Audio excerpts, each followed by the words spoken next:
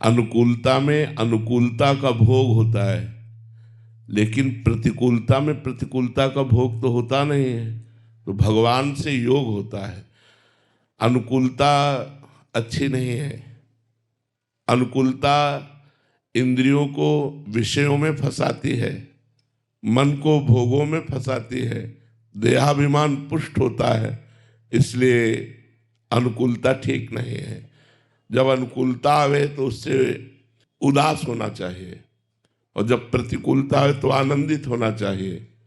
उस दुख की बलिहारी जो प्रतिपल प्रिया प्रीतम का स्मरण करावे, और उस सुख की हम निंदा करते हैं जो प्रिया प्रीतम से बिलक करके पापाचरण करा दे। तो कुंती जी ने भगवान से कहा, जब द्वारिका की तरफ चलने लगे, कि हे नाथ, मैं एक वरदान मांगना चाहती हूँ।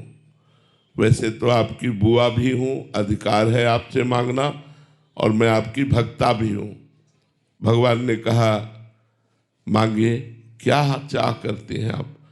बोले, पल पल पर, प्रति पद पर मुझे विपत्ति प्राप्त हो, कदम कदम पर मुझे विपत्ति प्राप्त हो। तो उनका, बुआ, ऐसा वरदान तो आज तक किसी ने नहीं मांगा।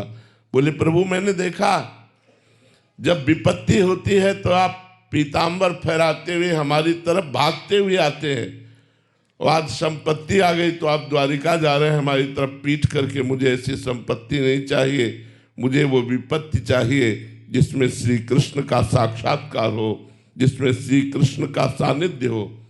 भक्त विपत्ति में भगवान के सानिध्य का अनुभव करता है। इसलिए बड़े बड़े भक्तों के जीवन में बड़ी बड़ी प्रतिकूलताएं आती हैं, और उन्हीं प्रतिकूलताओं से उन्हें भगवान का साक्षात्कार होता है, उन्हें भगवान का प्यार मिलता है। इसलिए प्रतिकूलता को तो सहर्ष स्वीकार करना चाहिए, और अनुकूलता से उदास रहना चाहिए। ये भक्त का लक्षण है। संसारी पुरुष अनुकूलता में आनंदित होता है और प्रतिकूलता में उदास हो जाता है। भक्त का उल्टा मार्ग है। संसारी पुरुष मान में राजी रहता है और अपमान में दुखी होता है, और भगवान के भक्त का मार्ग सम्मानम कल्याति घोर गरलम नीचापमानम सुधा।